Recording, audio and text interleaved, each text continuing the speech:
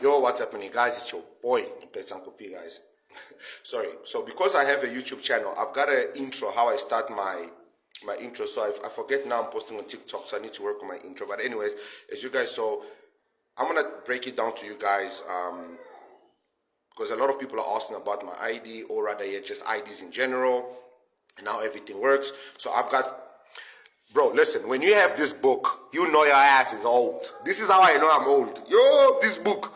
But anyways, guys, so before we even go any further, the reason I have this book, I'm not sure. I haven't been in Home Affairs for a while. I should check. But what I know is, as a non-citizen, so I'm going to put up, as you guys can see, this on top here. So as a non-citizen, we can't get that smart card. When I was there, they told me they don't give that smart cards to non-citizens. I don't know if it has changed. I'm going to find out and let you guys know later on. But this is my ID. And as you can see, I've got the front page here. And I'm going to break you guys down how it basically works. So, in the front page, as you can see on top, it's my ID number. I've just hidden those 3 numbers because people are weird, man. Someone's going to take my ID number, and as we know, people forge and steal people's identity, so we don't want that happening. That's the only reason why I hid that. But as you can see, it says non-citizen. Guys, I'm looking at the actual book so I can explain. As you can see, it says non-SA citizen, and then it says my surname, it says first name and middle name, and then it says country of birth, Angola, and then obviously date of birth, and then date of issue 2018-11, that's November, 9 of November. Now, the page that I wanted to break down is this page here, which is the explanation of your ID. I don't even think a lot of people have actually looked at this before. So we all know the first couple of numbers is your year of birth, month of birth, and day of birth. That's the first couple of numbers. Everybody knows that. Now, this is where it gets interesting. As you can see, mine says 6. And I've hidden the rest of the numbers. So 6, if you go down, it says from 0 to 4, it's female. From 5 to 9, it's male. So that number shows you basically whether you're female or male. So if you have, there is nothing else to have there. So you can't have anything else but that. So if you're male and you have anything between 0 and 4, something is wrong. And then if you go further, that 1, so it says 0 SA citizen. So if you see most of South Africans who are citizens, their IDs usually say 08. It's almost like a Vodacom cell phone number, 08. So that says SA citizen. Now, because I'm not a citizen, as you saw on the first page, it says non-SA citizen, so it puts a 1.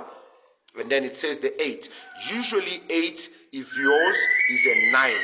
Please ensure that you have a letter confirming authentication of your ID, document from Home Affairs. Yeah. So, guys, it's really basic. I don't know what to say, man. I just think everybody just needs to be educated on this process, and I think foreigners need to get their education from their countries before they show up in South Africa on how to get this process. Apply for permanent residency from your country, apply for work permit from your country. Just do things right so that you make things easier for everybody else, man. I mean, the fact that I have this, I face the same issues that South Africans face. I mean, employment. I'm not employed. You know, do I want to be employed? Of course, man. I studied information system engineering. I've had a degree in that. So I'm an IT guy. So I'm amazing when it comes to IT and video editing, programming and all that. But it's hard to get those jobs. So I gave up and I started my own business. You know, I started branding clothes. That business failed. I started selling second-hand computers. That business failed. Like every other South African who has tried to succeed. Oi! Sorry, guys. Daily duty. So, like I'm saying, basically, what's so upsetting? If you check the video that I posted previously, where the guy asked about what's stopping South Africans from doing things. The thing is, I've lived with South Africans for many years, best friends, girlfriends, you name it, you know. And yo, dude, we've tried. When I say we've tried, I mean because I've been a part of that process of trying, you know, where you even try to open a restaurant or a tuck shop, something, and you fail because, you know, other people have it. And like what I'm trying to say is this notion that South Africans don't try, that, you know, those of us don't try is really nonsense. We do try, you know. The problem is just that when there's an influx of everything, when everybody is doing everything and those other people who are doing it are not legal, it becomes very difficult because you're not competing now in the same level. Because the illegal one would be willing to sell, let's say for example, this lighter was supposed to be sold minimum 10 Rand. And the illegal can sell it for R5 because they don't really care. Besides, as we stated, most of them take the products out of the country anyways. They don't pay international duty, they don't pay local duties, nothing. And when food prices increase, tax increases, VAT increases, all those things increases, the people that suffer are the people that are holding these. Worst of all, the ones that are citizens, because they gotta pay these taxes, they gotta pay these VAT. So if you look at the hospitals, guys, look, I can keep going on and on and on and on and on, but we've all been here before. We all know what this is. So I don't want to keep going on and on. So my advice to, hey baby, I'm sorry, my angel. You're gonna be okay? Go play with your sister, okay? So guys, look, we can keep going around and around in circle. We can keep hitting each other. It's not gonna benefit us nothing. It's really not going to benefit us nothing. One thing that foreigners need to understand, that we are all coming into South Africa trying to find a better life. And South Africans constantly say, why don't you fix your own countries? Why don't you do this? Why don't you do that? Guys, they're right. We can keep saying that the white man is the one that did this country like this, is the one that did this for them and all this. So what? We kicked our white man out. So we're suffering the consequences of that, Is it the white man that fixes the country? Look, guys, like I said, there's a lot that can be said here. My opinion is legalize yourself, do the right thing so that other people's countries don't end up like our countries. And don't just develop the country. The problem is, if you look at these communities that foreigners are coming into, it's becoming drug infested. It's messy, it's very dangerous.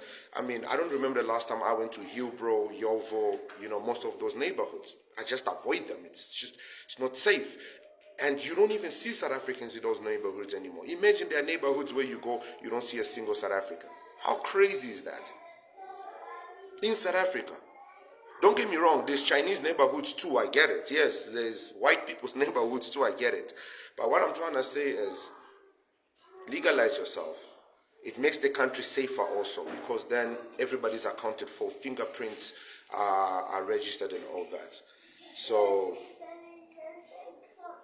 yes, she wants to play with you, baby.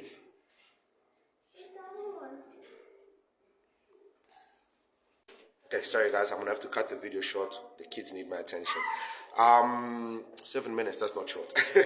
But guys, look, in the end of the day, why does South Africa always have to be the front foot of everything?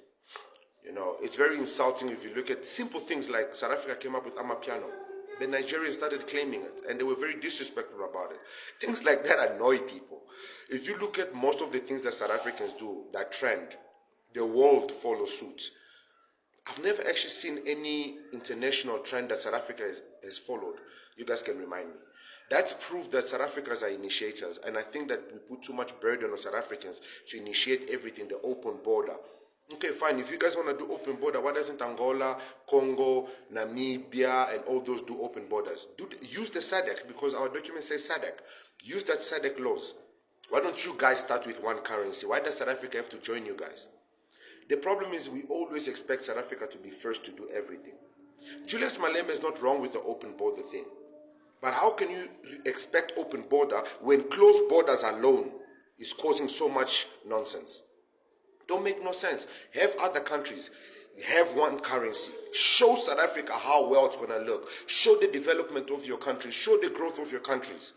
So South Africans can go like, hyper. These people are building skyscrapers. These people, hospitals are good and all that. Give them a reason to want to travel to your countries so that they can want to be part of you guys. But that's not what you guys are doing.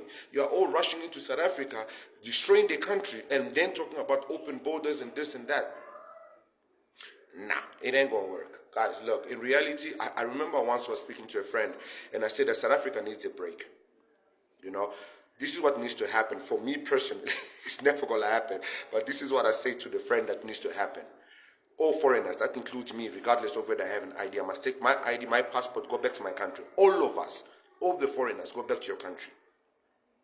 I don't know how South Africans feel about the white South Africans, but that's for you guys to decide whether you want to send all of them back to Europe. That's your decision. I'm not going to speak on that.